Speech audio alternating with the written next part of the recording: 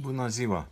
Well, the novel I've been asked to talk about today by one of my ex-pupils is Le Grand Monde by Alain-Fournier, and here it is.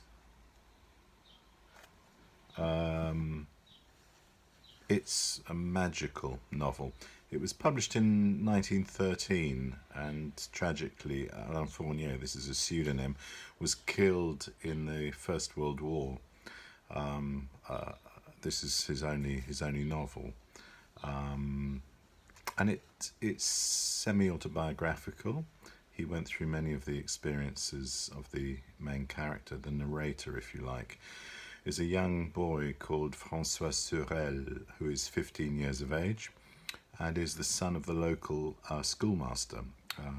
And his mother also teaches the younger pupils, and he lives in Sologne. And it's the story of a relationship between Sorel and Augustin Meaulnes, who is 17, 2 years older. What's the novel about? Well, what I want to do is give you a brief outline of what it's about, and then talk about some of the ideas, try and pick out some of the major themes that you might want to think about further. It's a novel about romance, about love, about friendship, about that transition between childhood and adolescence, and then adolescence and adulthood. It's what we might call in German a Bildungsroman, a novel of education. And it's a novel about the adolescent belief in the unobtainable, that belief that you are indestructible. It's been compared to The Great Gatsby, whose author was in Paris Fitzgerald was in Paris in the 20s, and it's very likely, although unprovable, that he read Le Grand Monde and based some aspects of The Great Gatsby on this novel, the idea of the narrator being at one remove from the central character and looking almost through a window at what goes on. So, Meaulnes is an heroic figure in stature.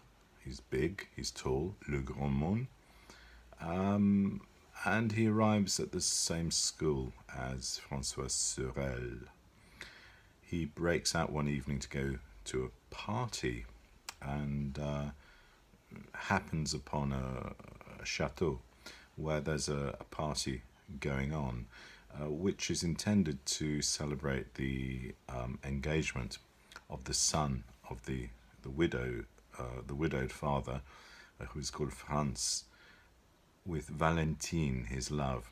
She jilts him and doesn't turn up. But at the party, Meaulnes meets Yvonne de Galais, who is the daughter of the widowed father and the sister of Franz, and falls in love with her. And the style of the party is interesting. It is what we might call a fête champêtre from the 1830s. People are dressed in the costumes of the 1830s, and I'll talk about that later. Anyway, he comes back to school and wants to find Yvonne because he's fallen in love with her, but he can't find the chateau. It's a mystery where this chateau is. Later in the novel, Franz arrives at the school and gives an address in Paris where Yvonne may be. And Meaulnes leaves and looks for her, but there's nobody there apparently. So the friends split up. François eventually replaces his father as the teacher, finds Yvonne, and reunites her with Meaulnes. Meaulnes apparently is still in love with her, proposes, and she accepts. But then he departs to Paris again to find Franz in order to help him find Valentine, his fiancée. So we have these love triangles of the five major characters. Meanwhile, while Meaulnes is in Paris, Yvonne gives birth to a daughter and dies shortly thereafter.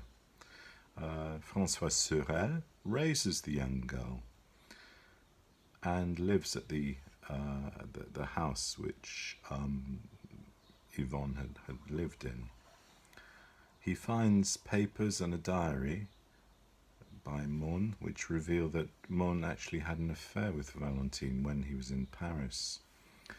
Meaulnes eventually returns and takes over the upbringing of his daughter. And that, in brief, very brief, is the story of Le Grand Meaulnes. Now, one of the biggest problems for people reading this, if you're reading it in English, has been the translation of the title, Le Grand Meaulnes, The Great Gatsby. You can see the similarity there. But it's been variously translated as The Wanderer or Lost Estate. Lost Estate, thinking perhaps of adolescence as a state of our lives that becomes lost at some stage. It's an extremely popular novel. I read it when I was quite young, probably 17 or 18. I think that's probably the best age to read it.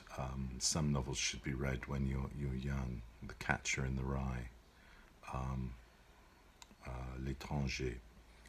And this is certainly a novel that rewards reading at an earlier age. However, I reread it last week before preparing this, and it is still worthy of reading at whatever age, so it bears repetition and rereading. It's most frequently read in school in France, and it's consistently voted in the top 10 of 20th century novels by French pupils. So it was, I think, number 6 last year.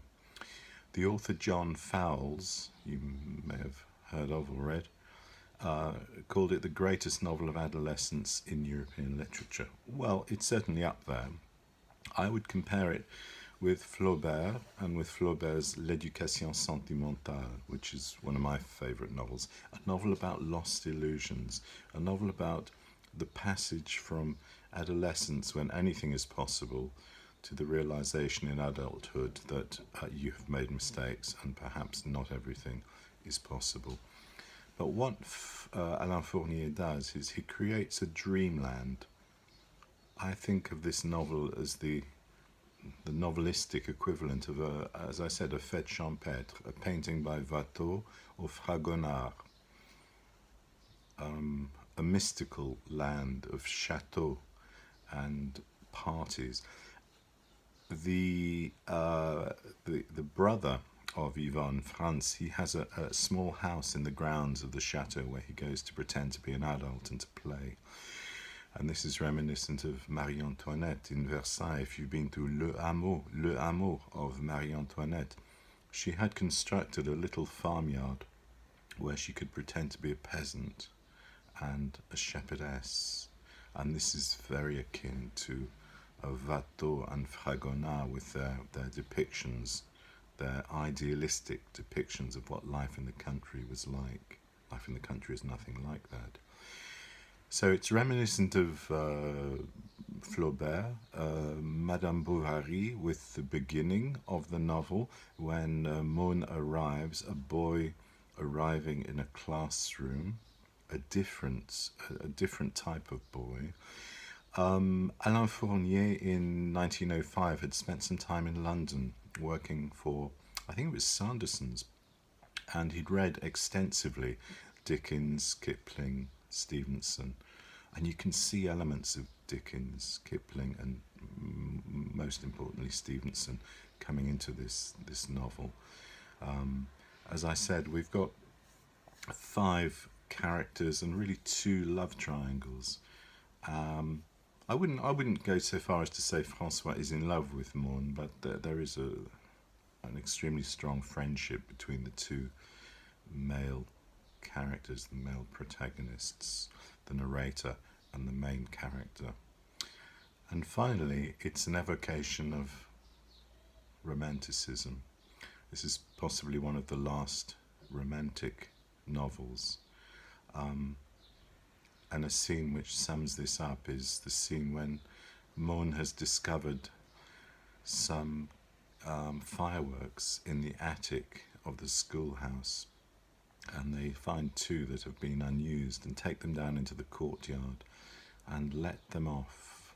And they look up at these fireworks with no feeling of fear, but a feeling of what might be. So it's a novel about hope at that stage, and it's absolutely beautiful, and I thoroughly commend it to you. Thank you very much. La rivedere.